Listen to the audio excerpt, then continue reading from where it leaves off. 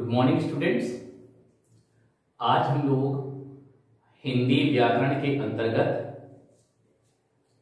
पाठ 3 संधि, तो हम लोग आज संधि के बारे में अध्ययन करेंगे। तो आइए देखते हैं कि संधि क्या होती है। प्यारे बच्चों, आप लोगों ने सुना होगा कि संधि किसे कहते हैं? जोड़ को। कोई भी जोड़ है तो उसे हम संधि कहते हैं। लेकिन हम लोग भाषा के अंतर्गत पढ़ रहे हैं, तो भाषा के अंतर्गत जो आएंगे, क्या आएगा? आपको वर्ण या अक्षर ही आएगा। ठीक है। तो संधि का शाब्दिक अर्थ होता है जोड़ या मेल। तो यहां पर देखते हैं कि आखिर किसके जोड़ या किसके मेल को हम लोग संधि कहते हैं। यार बच्चों, हम लोग भाषा के अंतर्गत वर्ण या अक्षर पढ़ते हैं, तो संधि क्या है? वर्णों का ही मेल है। क्या है? वर्णों के मेल को ही हम लोग संधि कहते हैं। लेकिन कैसे वर्ण होंगे, इसको हम लोग देखते हैं। आइए इसकी परिभाषा जान लेते हैं पहले। संधि क्या है? जब दो सन्निकट वर्ण आपस में मिलकर कोई नया विकार उत्पन्न करते हैं तो उसे संधि कहते हैं। किसे कहेंगे? संधि में कम से कम 2 वर्ण होने चाहिए। ठीक है। अब कोई भी शब्द है तो उसको जो अलग करेंगे तो वहां पर क्या है? वर्णों के बीच में संधि होगी। तो कौन से वर्ण होंगे? सन्निकट वर्ण, सबसे नजदीक के जो वर्ण होंगे, यहां पर देखिए सन्निकट लिखा है, सबसे नजदीक के जो वर्ण होंगे उनको जोड़ने पर ही संधि होती है। ठीक है। एक बार फिर से इसकी परिभाषा जानेंगे। जब दो सन्निकट वर्ण आपस में मिलकर कोई नया विकार उत्पन्न करते हैं तो उसे हम संधि कहते हैं। किसे कहेंगे? जब दो सन्निकट वर्ण आपस में मिलकर कोई नया विकार उत्पन्न करते हैं तो उसे संधि कहते हैं। जैसे विद्या जमा आलय, तो यहां पर आपने देखा तो सबसे नजदीक वर्ण क्या है? यहां पे विद्या में य है और यहां पर आ है। इन दोनों को जोड़ने पर यहां बना विद्यालय। ठीक है। यहां पे आ और आ दोनों मिलकर क्या बन गए? विद्यालय। ठीक है। तो यहां पर सबसे नजदीक का वर्ण, जब इसका हम लोग वर्ण विच्छेद करेंगे तो इसमें आ और यहां पर पहले से आ है ही। ठीक है। तो आ और आ दोनों मिलकर क्या हो गए? देव आ। तो यहां पर विद्यालय हो गया। तो फिर से जानिए संधि किसे कहेंगे? जब दो सन्निकट वर्ण आपस में मिलकर कोई नया विकार उत्पन्न करते हैं तो उसे संधि कहते हैं। जैसे विद्या जमा आलय विद्यालय। ठीक है। अब हम लोग बात करते हैं संधि के भेद। तो संधि के 3 भेद होते हैं। पहला है स्वर संधि, दूसरा व्यंजन संधि और तीसरा है विसर्ग संधि। स्वर संधि को हम लोग अच संधि भी कहते हैं। अच संधि। व्यंजन संधि को हम लोग हल संधि भी कहते हैं। कभी आपसे पूछा गया अच संधि किसे कहते हैं, तो अच क्या है? स्वर संधि।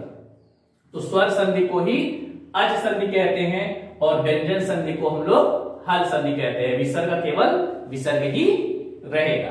तो प्यारे बच्चों, यहां पर आपने देखा कि संधि के भेद, तो संधि के कितने भेद होते हैं? 3 भेद होते हैं। स्वर संधि, व्यंजन संधि, विसर्ग संधि। आइए अब हम लोग जानते हैं कि आखिर स्वर संधि क्या होते हैं। स्वर संधि। अब देखते हैं कि स्वर संधि क्या होती है। परिभाषा देखते हैं। जब दो स्वर वर्ण आपस में मिलकर कोई नया विकार उत्पन्न करते हैं तो उसे स्वर संधि कहते हैं। तो स्वर संधि क्या है? 2 स्वर वर्णों का मेल। जब 2 स्वर वर्ण आपस में मिलकर कोई नया विकार उत्पन्न करते हैं तो उसे हम स्वर संधि कहते हैं। ध्यान देने की बात है, स्वर संधि में दोनों ही वर्ण जो होंगे, जो मिलने वाले दोनों ही वर्ण हैं, वह दोनों ही स्वर होने चाहिए। ठीक है, इस चीज का आप लोग विशेष रूप से ध्यान देंगे। तो स्वर का मेल अगर स्वर से होगा तो स्वर संधि। ठीक है, एक बार परिभाषा इसकी हम लोग फिर से जानते हैं।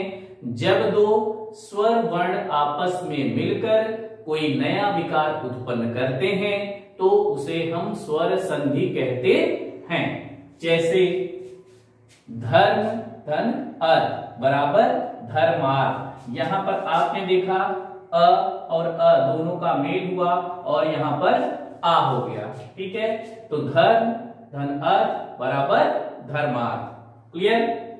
तो यहां पर आपने देखा कि दोनों मिलने वाले जो हैं अक्षर जो मिल रहे हैं वर्ण, वह दोनों ही क्या हैं? स्वर हैं।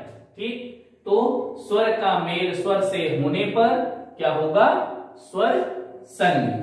ठीक है, आइए अब हम लोग देखते हैं स्वर संधि के भेद। स्वर संधि के भेद, तो स्वर संधि के मुख्य रूप से 5 भेद होते हैं, उसको हम लोग देखते हैं। पहला है दीर्घ संधि, दूसरा गुण संधि, तीसरा है वृद्धि संधि, चौथा है यण संधि और पांचवा जो है वह है अयादि संधि। तो संधि के कितने भेद हैं? स्वर संधि के, स्वर संधि के 5 भेद हैं। दीर्घ संधि, गुण संधि, वृद्धि संधि, यण संधि और अयादि संधि। आइए हम लोग देखते हैं दीर्घ संधि। दीर्घ संधि, तो स्वर संधि के अंतर्गत स्वर संधि के 5 भेद हुए। दीर्घ संधि, गुण संधि, वृद्धि संधि, यण संधि और अयाद संधि। तो पहले हम लोग दीर्घ संधि को देखते हैं। दीर्घ संधि क्या होती है? आइए इसका नियम जानते हैं। नियम क्या है? जब ह्रस्व या दीर्घ अ, ई, उ के बाद ह्रस्व या दीर्घ अ, ई, उ आए तो दोनों के स्थान पर दीर्घ आ, ई, उ हो जाता है। ठीक है, तो दीर्घ संधि क्या कहते हैं? कि जब ह्रस्व या दीर्घ अ, ई, उ आए तो ह्रस्व या दीर्घ अ, ई, उ के बाद ह्रस्व या दीर्घ अ, ई, उ आए तो दोनों के स्थान पर क्रमशः दीर्घ आ, दीर्घ ई, दीर्घ उ हो जाता है। जैसे जैसे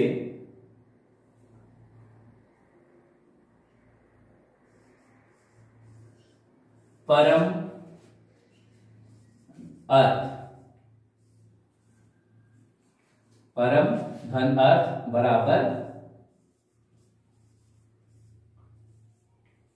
परमार्थ। ठीक है, परम धन अर्थ बराबर परमार्थ। यहां पर क्या है कि अ और अ मिलकर दीर्घ आ हो गया है। कैसे हुआ है इसको देखिए। यहां पर क्या है? म। सबसे पहले हम प्रथम पद का अंतिम अक्षर थे, यहाँ पे म है, तो म का हम लोग क्या करेंगे?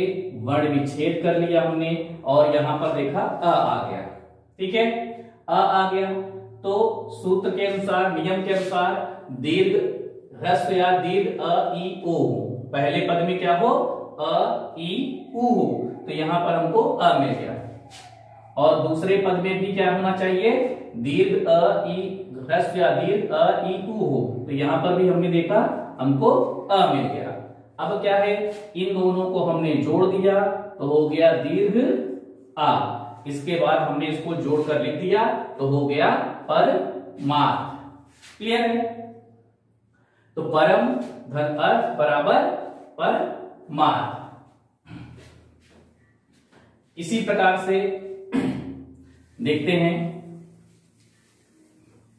परम धन अर्थ बराबर परमार्थ। यहां पर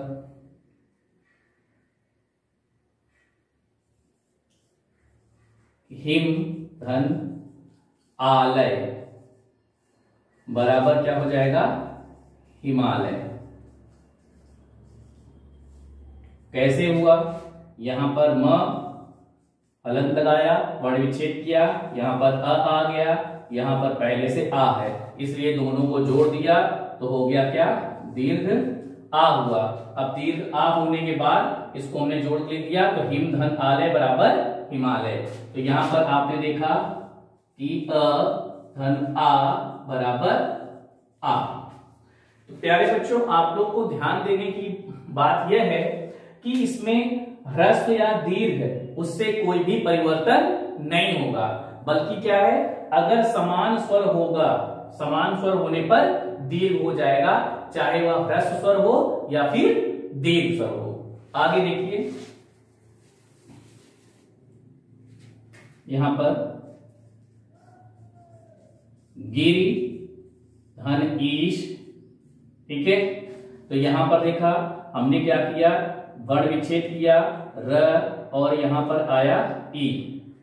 इधर हमने देखा यहां पर दीर्घ ई है, इसलिए इन दोनों को जोड़ दिया तो यहां पर दीर्घ ई हो जा रहा है, तो क्या हो जाएगा, गिरीश। क्या हो जाएगा, गिरीश हो गया। क्यों हो गया, तो ई और दीर्घ ई दोनों मिलकर क्या होगा, दीर्घ ई, तो क्या हो गया, गिरीश। इस यहां पर ई दीर्घ ई बराबर दीर्घ ई। क्लियर।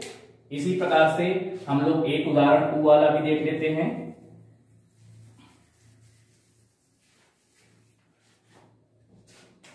देखिए,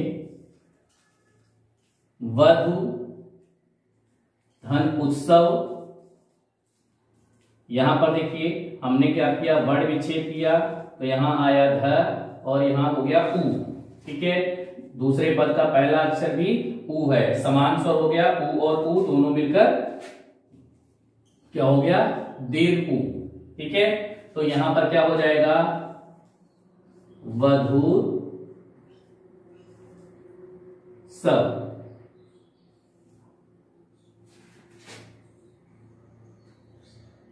वधु सब, ठीक है। तो यहां पर आपने देखा ऊ धन ऊ बराबर दीर्घ। तो प्यारे बच्चों, हम लोग को यह ध्यान देने की जरूरत है कि समान स्वर आए। समान स्वर कौन कौन से, अ ई उ, ठीक है। एक बार पुनः दीर्घ संधि का नियम हम लोग जान लेते हैं। जब ह्रस्व या दीर्घ अ ई उ के बाद ह्रस्व या दीर्घ अ ई उ आए तो दोनों के स्थान पर क्रमशः दीर्घ आ दीर्घ ई दीर्घ उ हो जाता है। यहां पर आप लोगों ने इन सब नियमों को देखा। तो प्यारे बच्चों, आज हम लोगों ने दीर्घ संधि को पढ़ा। आप लोग गृह कार्य के रूप में दीर्घ संधि के 5 उदाहरण आप लोग अपनी होमवर्क वाली कॉपी में लिखोगे और हमें सेंड करोगे। तो प्यारे बच्चों, आज के लिए इतना ही। धन्यवाद।